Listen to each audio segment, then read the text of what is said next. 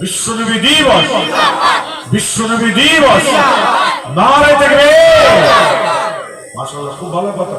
তা ওয়াজ নসিহত যা শুনেছেন, আমার মনে হয় বা পীরজাদা ভাইরা যা ওয়াজ করেছে, আপনারা শ্রবণ করে যদি আজকে যদি আমল ইবাদত বন্দেগী সঠিকভাবে যদি করতে পারেন, আল্লাহ বলছে বান্দা আমি তোমাদের ঘরে জান্নাতি বলে কবুল করে নেব।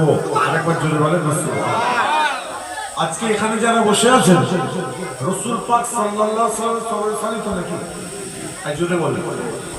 আচ্ছা, আল্লাহর নবীর আব্বাজানের নাম ছিলেন আব্দুল্লাহ, তাই না? আব্দুল্লাহ, এই আব্দুল্লাহ আমার রাসূল পাক সাল্লাল্লাহু আলাইহি ওয়াসাল্লামের আব্বাজানের নাম ছিল আব্দুল্লাহ।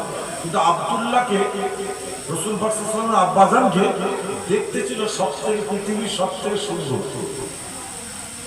এমনই সুন্দর ছিল, এমন সুন্দর ছিল যে মক্কার মানুষেরা, মক্কার মেয়েরা আব্দুল্লাহকে দেখলে চাতক পাখির মতো তাকিয়ে থাকে। আমরা সকলেই জানি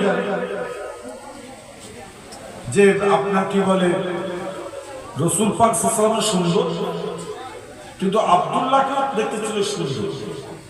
এতটাই সুন্দর ছিল, মক্কার মেয়েরা রাসূল পাক সাল্লাল্লাহু আলাইহি ওয়াসাল্লাম আব্বাজানকে দেখলে হাতে যদি কোনো কাজ করতেন হাত কেটে ফেলতেন, এরকম অবস্থা।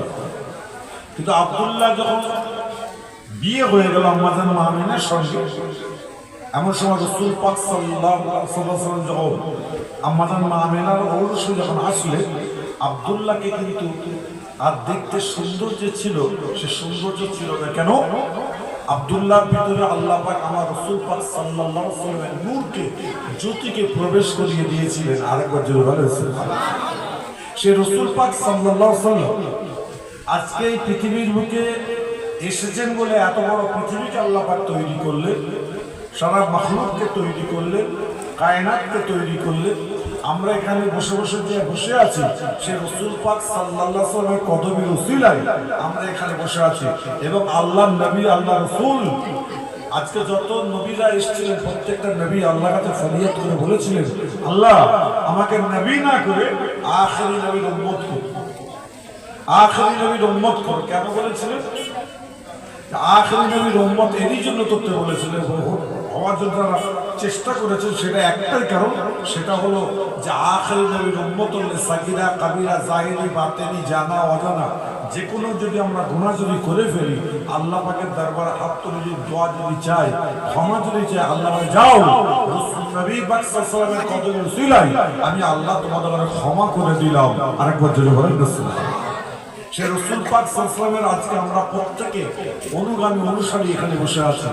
আমার রাসূল পাক সাল্লাল্লাহু আলাইহি ওয়াসাল্লাম দুনিয়ায় তাশরীফ নিয়ে আসলেন, বড় হলেন, আস্তে আস্তে আরো বড় হলেন। ইতিহাস আপনাদের প্রত্যেকের জানা আছে, প্রত্যেকের জানা আছে। আমার রাসূল পাক সাল্লাল্লাহু আলাইহি ওয়াসাল্লাম একদিন উহুদের যুদ্ধের সময় দান্দান শহীদ হয়ে গেছিল, দান্দান শহীদ হয়ে গেছিল, দাঁত ভেঙে গিয়েছিল। তা ওয়াইস কারনী রাহমাতুল্লাহ আলাইহি তিনি এমন সময় শুনতে পেয়েছে রাসূল পাক সাল্লাল্লাহু আলাইহি ওয়াসাল্লাম দান্দান শহীদ হয়ে গেছে, এমন একটা দাঁত।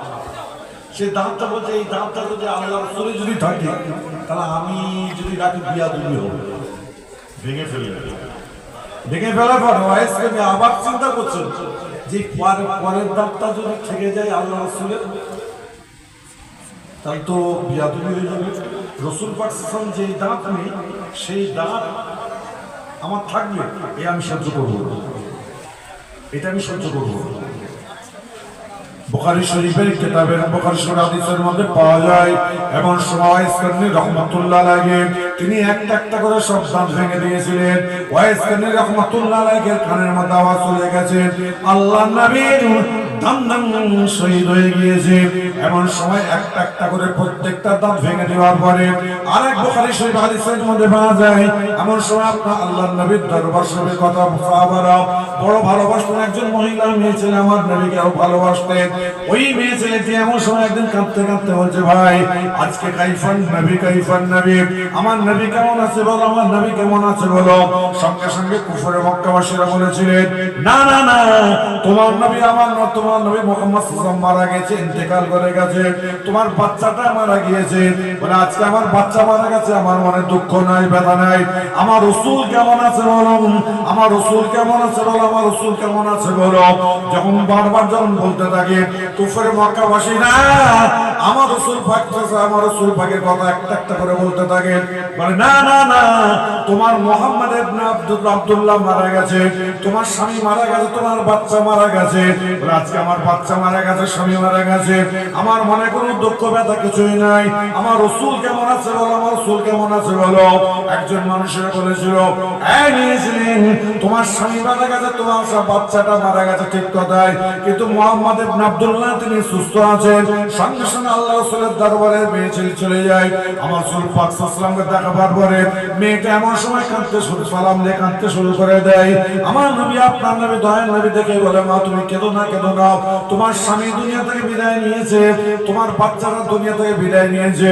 আমার রাসূল পাক সাল্লাল্লাহু আলাইহি ওয়াসাল্লাম সঙ্গে সঙ্গে বলেছিলেন, আমার রাসূল পাক সাল্লাল্লাহু আলাইহি ওয়াসাল্লামকে যখন সঙ্গে সঙ্গে যখন বললেন, ইয়া রাসূলুল্লাহ, ইয়া হাবিবাল্লাহ, আপনি আমার বিয়াদবি মাফ করে ক্ষমা করবেন।